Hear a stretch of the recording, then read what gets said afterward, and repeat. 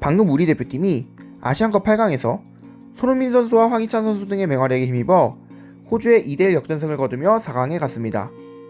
그래서 이번 영상에서는 역전골과 경기 종료 직후의 야후 댓글들을 소개해 드리려고 합니다. 한국의 근성은 대단하다. 결승전까지 올라가서 일본과 대결한다면 비로가 쌓였으니 우리가 유리하다 라고 생각하지 않는 게 좋을 거야. 그리고 호주도 한국도 골키퍼의 선방 능력이 좋아서 최후의 보루 역할을 잘해줬어. 일본 대표팀은 다음 경기에서도 자이온 골키퍼를 성장시키겠답시고 또다시 낼 생각이라면 험한 골을 당할지도 몰라. 지난 WBC 때 일본 대표팀을 보는 것 같아. 신라 같은 희망만 남아있던 상태에서 2번씩이나 기사회생을 연출하다니. 그리고 이 극장의 명품 배우 손흥민은 정말 무서워. 아시아에서는 역대 넘버원 스트라이커겠지? 이렇게 된 이상 일본도 질 수 없어. 결승전에서 한일전을 보고 싶어.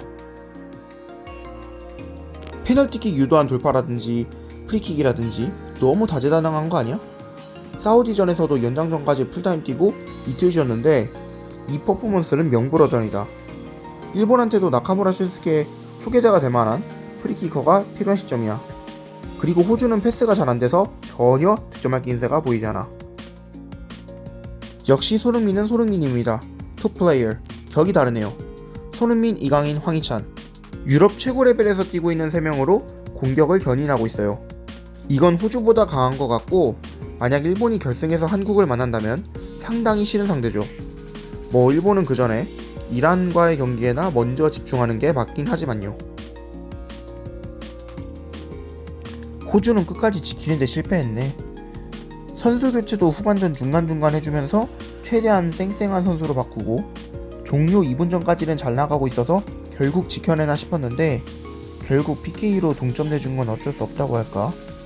아사노 타쿠마가 이라크전에서 PK 얻을 뻔했던 그 장면과 다르게 호주 선수가 잔디에 걸려 넘어지는 느낌으로 한국 선수를 방해한 느낌? 그건 그렇고 연장전에서 손흥민의 프리킥 결승골은 정말 멋졌어. 한국은 요런 나라인데 뭐 그냥 이겨가지고 결승 진출한 것 같으니까 일본도 결승에 진출했으면 좋겠다. 역시 손흥민이 한국을 구하는구나.